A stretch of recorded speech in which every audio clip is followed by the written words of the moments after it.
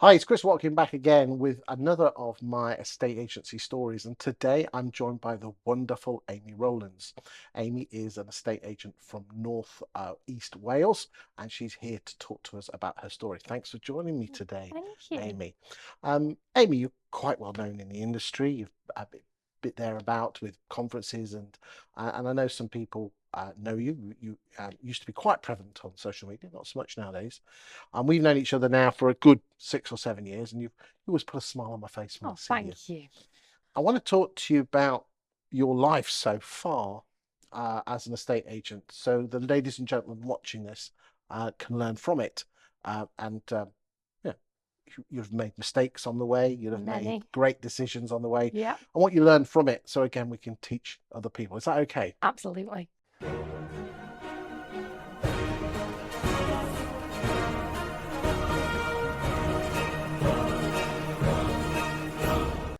When were you born and where were you born? That's a cool loaded question. So I'm from Chester, but it's just on the Wales border. So I've lived in Flintshire all my life. Left school at 16. Floated around for a few years, didn't know what I wanted to do. Went back to do my A levels at 19. Had this grand idea I wanted to be a science teacher. I'm not sure where that ever fitted into life. And then I think my mum got fed up with me about 19, 20 You and said told you me to get went me a proper back job. to Yeah. your I mean, we'll get further on. You have a habit of leaving things and coming back. Yeah. I make decisions based on emotions sometimes, Chris. And Okay. I think that has always been the case. Hugely emotive and think, oh, don't know what I want to do. And then think about it later and come back. And I was ready to leave school at 16. I wasn't ready to go into further education. I didn't know what I wanted to do. And I needed some experience on my own to realize that actually I probably needed a bit more, knowledge and a bit more structure, if I'm honest. Okay. When you were being brought up, what did your mum and dad teach you individually? Oh, good question. Um, I'm not sure how to answer that if I'm really honest. I think they were all my mum was very much she always regretted her decision. She had me at 19 and I think she regretted I think making more of herself as a person and an individual. Did she ever say that to you? Um, Later on, not I wouldn't say I'd picked up at that at 16. How did that, Maybe a little bit. Um, without saying, did you pick up on it at the time? yeah, I think looking back, most Were you definitely. Yeah, did you the have any eldest. brothers and Yeah, sisters? so I've got two younger sisters. And there was a lot put on me. My mum and dad split up when I was 15, so I think there was quite a lot of pressure at 16, and I just didn't want to think about. I just wanted to go and be an adult, I think. And That must hurt that whether it was an accident or something that your parents think yourself, I could have had a different choice if I didn't have you. oh no, I never felt like that at all. I had a great childhood and we had a really good family life. And I never picked up on it as a younger child. I think when my mum and dad split up, I think there was a lot looking back now. They split up when I broke up with Ben, which we'll get to a little bit later. At 38, my mum was 38. And I think as an adult looking back, I think a lot of my journey has been about that. But at the time, it didn't feel like, oh, I wasn't wanted or mum could have had a No, better. is But it that? possibly did steer me looking back. I think that just comes out with life, doesn't it? Yeah. As we all mature, things come out with families, don't And I they? think there's a greater understanding of your parents and not just parents. They are on their own journey and they make mistakes like I've made with my children. It, Um, isn't it scary that, I know I don't look it, but I'm 54, and you think to yourself, my God, I'd been through university and out the other side and about to get married at the time my dad was my age, and I still think like a 21-year-old bloke sometimes. yeah, and I think as I said, I think the big turning point for me was when Ben and I broke up, because it was at the same age as my mum and dad had split up. So I think it made me understand what she'd gone through. Completely different because the breakup was not instigated by mum, whereas Ben and I, it was more of a mutual, we'd got there together. So I think that there is, but there was a greater understanding. And I think that realization of, you put yourself then in your parents' shoes. And I remember my mum saying to me, you know, you'll understand when you're older and things like that. And I don't think you do until you become a parent and you see that you're only trying to do the best by your It's what you children. can do, isn't it? Yeah, and we make mistakes, and I've made Still got your loads. dad around, is he? Yeah, yeah, yeah, and he's moved actually back into. So I'm from a little town called Flint, and my mum actually now lives in Cyprus. So she emigrated earlier this year, but my dad is literally 2 streets over. And So what did he teach you growing up? um, as I said, it was a bit difficult because after he left, we didn't have the best relationship for a few years, and then he Okay, but came back you in. left at 15, so what were you Yeah, teaching as a before child? that, oh, I was a daddy's girl. So we had a really strong friendship. And he was quite dependable. He was always there. Um, you know, and he had a great role bringing us up. It wasn't just, you know, he went off to work and mum did. They both worked on and off. And yeah, he was a great role model. They both were. Um, Work hard, love your heart loads, yeah, that sort of thing. yeah, yeah. So your parents split up at 15. You left school at 16. What did you do for a few years before you went back and did your A So levels? I originally trained as a pharmacy technician, and worked in some testing labs. So I was very much into science when I was in school. I have a love for anything that's biology and chemistry. Um, so yeah, that's what I thought I wanted to do. And as I said, I went back to do my A levels. I was close to 19 when I went back. Um, And then you did 2 years. yeah, I did a year. So I did my A levels in a year. I did my AS and my A2 in 1 year, but it didn't go to plan because I got a job in a pub and my mum just, you know, I didn't get the best grades, scraped through few of them. Um, Because you told me before we switched cameras on, you wanted to be a science teacher. yeah, yeah, that was the plan. And I think I always Because you'd had liked. to have gone to university then. Yeah, yeah, and as I said, when I went back to do my A levels, that was the plan. I think I'd had a couple of years into work, in an industry that I enjoyed, you know, pharmaceutics, and still being around that science environment, and thought, yeah, I want to go back into, and teaching was always something that I just enjoyed doing, and I think that's always been there. You know, this love for learning and this love for passing knowledge on to other people has always been there. So you got your A levels, Got my A levels just. just scraped through, Yeah. and you went to work in a pub. I was working in the pub at the end of my A levels. So my mum basically said, you need to get yourself a proper job. If you're not going to go into uni, you need to get yourself a proper job. I was still at home, so and coming in at all hours because that's what we did. And I got a job at MB&A Bank, and I was there for 4 years on telesales, telemarketing. Was really good at it, loved it. And that's where I think I found my passion for people. And it was more about Is that relationships. is that It is a is passion. that it's a passion for Yeah, people? I love meeting new people. I love getting to know people. But difficult to do over a phone.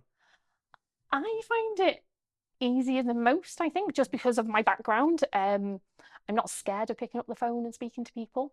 I think it's a great gateway into when you actually meet them face to face. And I think more and more people are less averted to going on the phone, which is quite difficult for me because I do like being on the phone and not everybody answers. Because Um, let's be honest, most estate agents don't like cold calling, and anyone under the age of 30 yeah, thinks it's it's a very afraid yeah, of it. like that. Very ah! Yeah, I don't. As I said, I enjoy being on the phones. It's where I probably add the most in our business, because I'm probably the most competent and confident on the phones. So why aren't you still there at the bank? Because you had a number of jobs, didn't you? I got pregnant, and has my eldest who's now 17. So I, after having him, didn't want to go back full time. I was still quite young, I was 23. So this is with This is with my first, no, this is my first husband. first First one. husband. Didn't last Fir- very long, unfortunately. Very okay, young. Um, okay, but you had your son, yeah, yeah, apple of your eye, I'm sure. absolutely. And yeah, so I just didn't want to go back full time. And that was actually my first step into being an entrepreneur. I actually set up an eBay business because I thought, well, I need to make money. So I was selling. It started from selling a few of his, you know, clothes and stuff, and then I ended up buying and selling, and then did a bit on eBay for a couple of years actually, whilst I had a part-time job, in telemarketing in a local, cavity wall and loft installation business, and I really enjoyed it. I ended up working up, and I ran the telesales there for a little while, and then I ended up in recruitment full time when I wanted to go back into work. This is Steve and I were had broken up at this point. When I went into recruitment, Steve and I weren't together. Steve, you say? Yeah, my first husband. Yep. Yeah.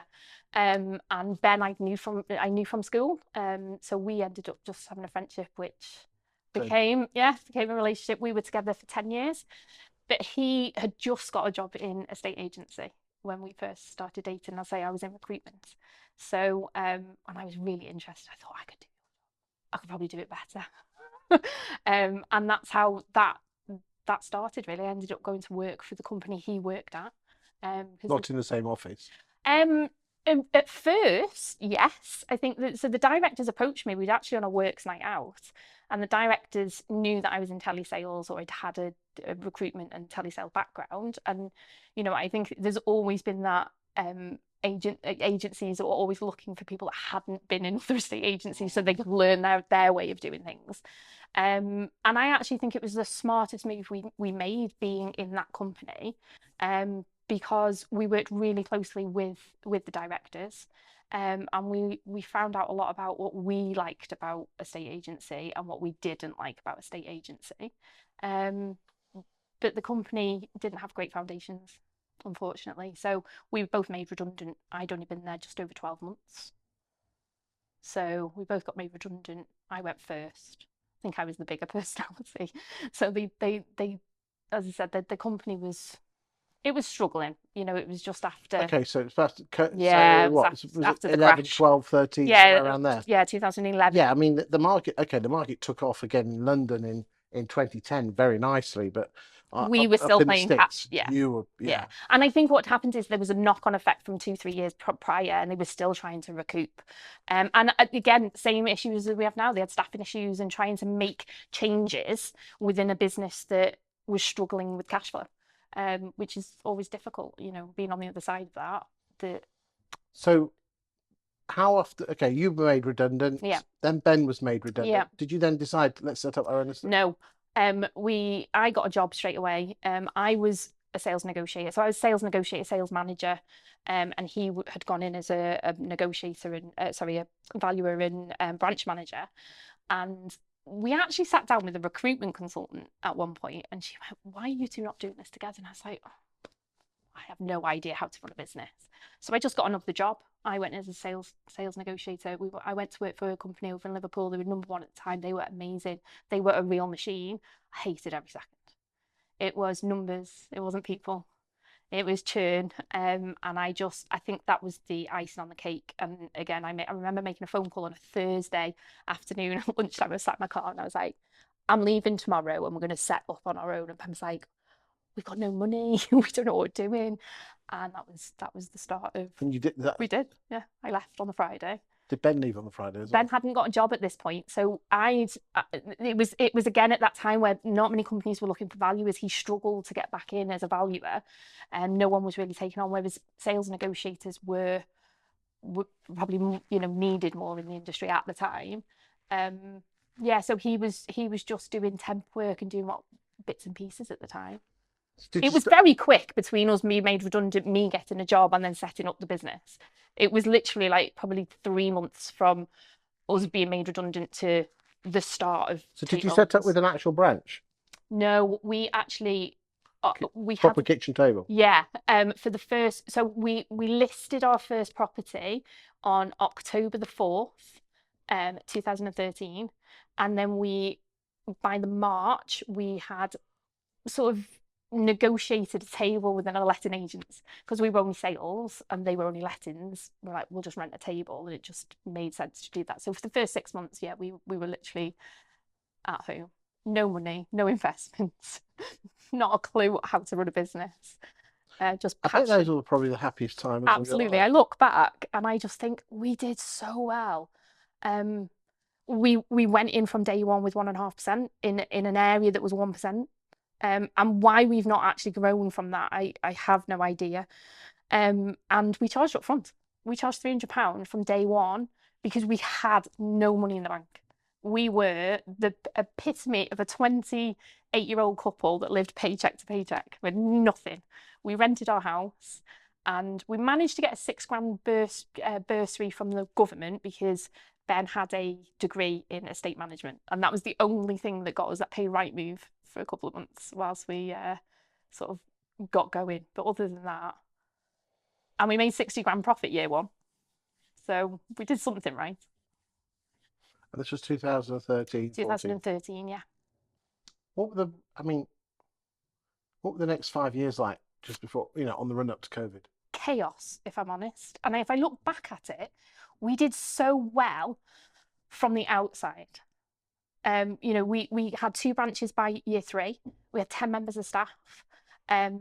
They say that second branch is a killer. It was, and at this point, I then was pregnant with our daughter, so we had really rocky foundations.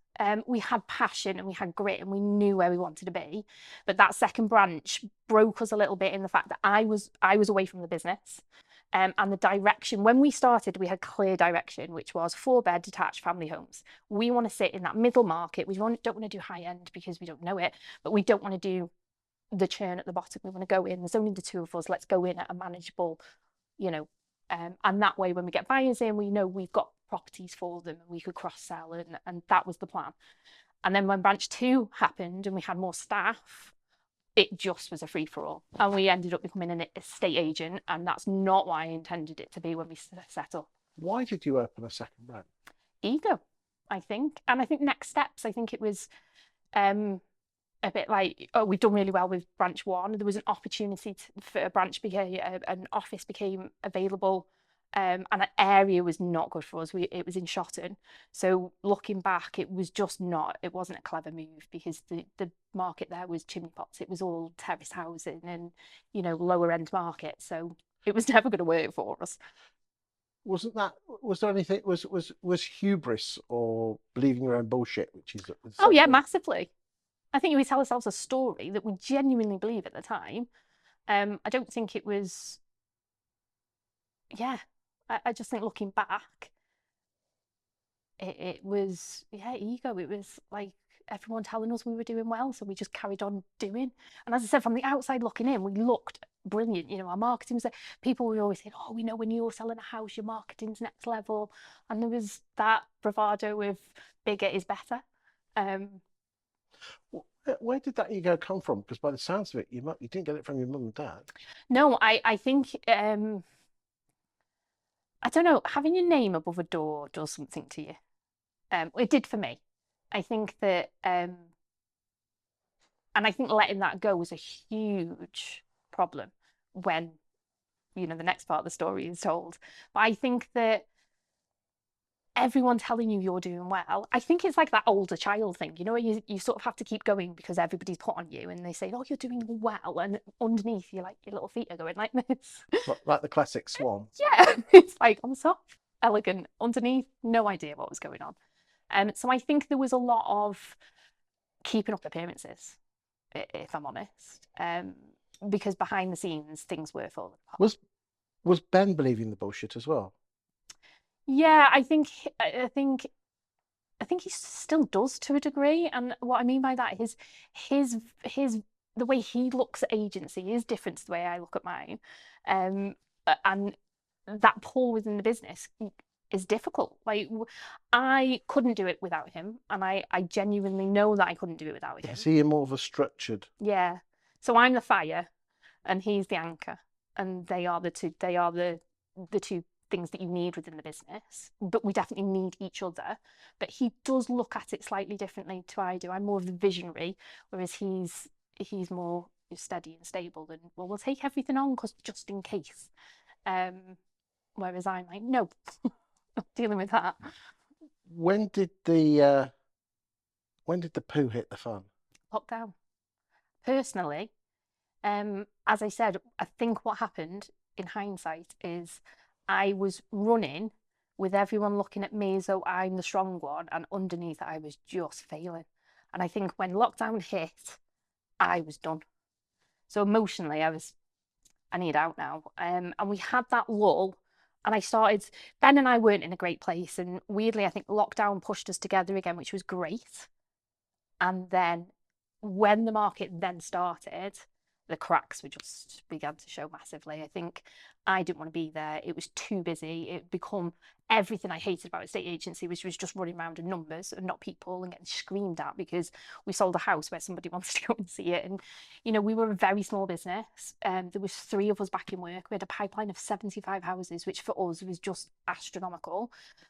We actually put our fees up to 2% at that time because I didn't want to bring houses on, but I didn't know how to say no. So we said, we'll just put the fees up. And they were just paying it because we had really good traction from the outside in. We were amazing.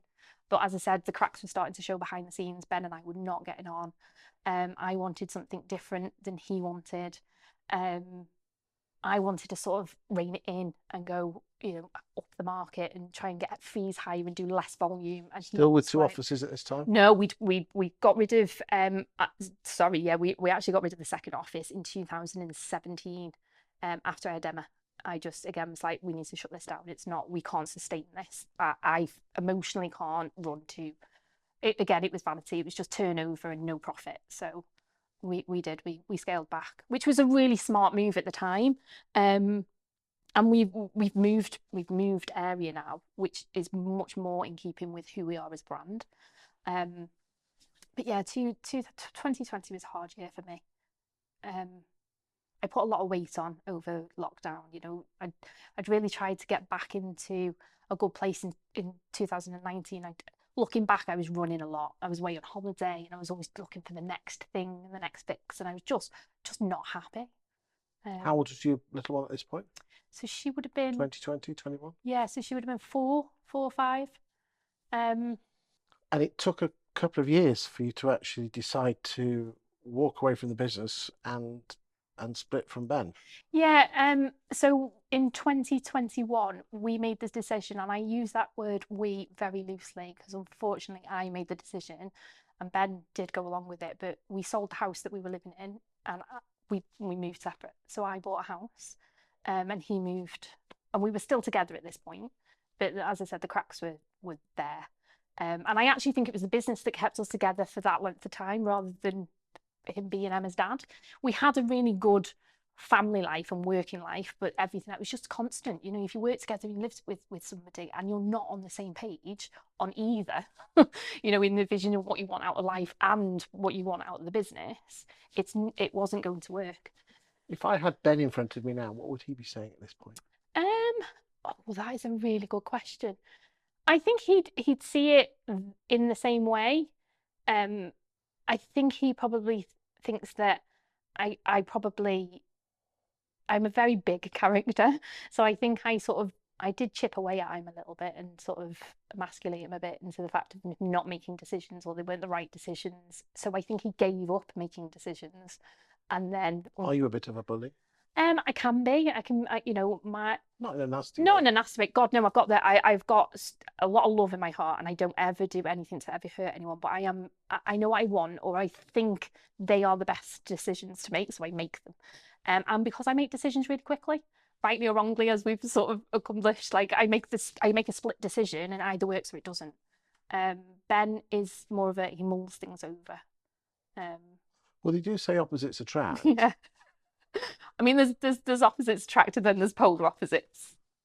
But do you think the fact that you do make judgments probably a little bit emotional, has there only been big decisions that you've ever regretted? I mean, in a second, I mean, again, don't want to do a spoiler here, ladies and gentlemen, but Amy leaves the business and then comes back. I do.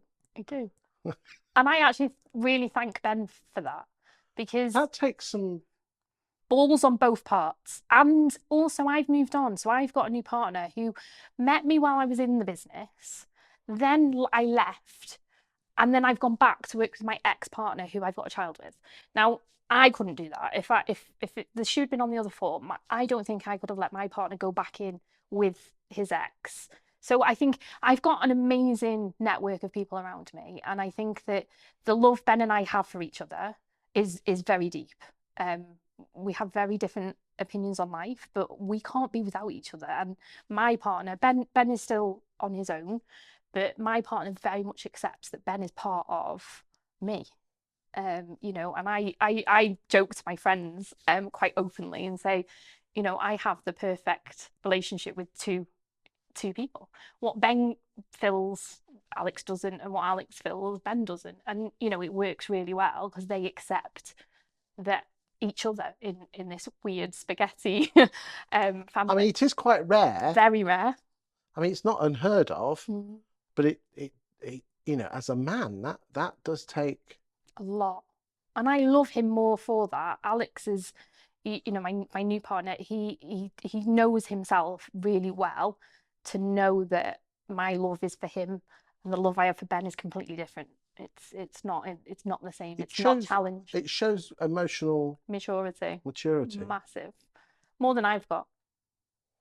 Well, you're a squidgy mush anyway. I You know said I that am already, haven't also. you? Because you said you left. Yeah. I can remember you setting it up. You're going to be a guru. Not that we need any more of them, buggers. No, not at all.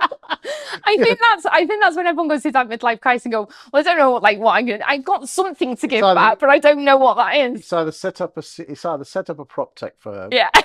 or become another guru.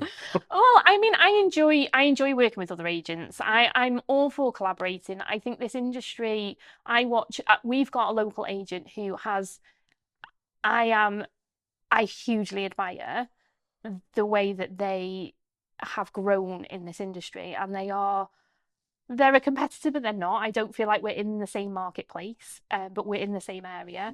Right. And why agents can't collaborate or just like they're really good. If I go on a valuation and and I hate that word, but we've gone on a market appraisal and they are, we go up against them. I don't mind losing to a good agent if we're different. We offer different things, and I don't know why we're not collaborating more with local.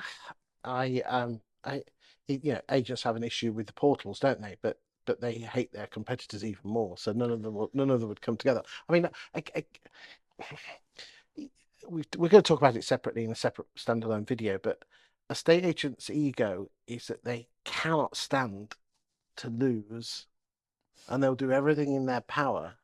It's the fear of rejection. So Ben has this issue. I do Yeah, but not. most agents have this Yeah, issue. I know what I think. I don't have this issue now when valuing because I know who we are as a business or who we are. So I'm quite happy to walk away. Okay, I'm of the opinion that you need to know the cause of why you didn't get Oh it. yeah, massively. Okay, and if it's overvaluing or cheap fees, it's because you didn't prove your fee was higher, or you didn't tell a good enough story why overvaluing doesn't work. I mean, I had a prime example not that long ago where I lost to another agent um, on features and benefits, and it's because they left some marketing material that basically broke down the cost of everything, and we didn't do that. And then when I spoke to them on the phone, it was really nice feedback actually, and I was on the phone to him for a good 10 minutes, and it made me think, and he said, oh, they listened more, and my mum's always said to me, Amy, you've got two of these, one of them.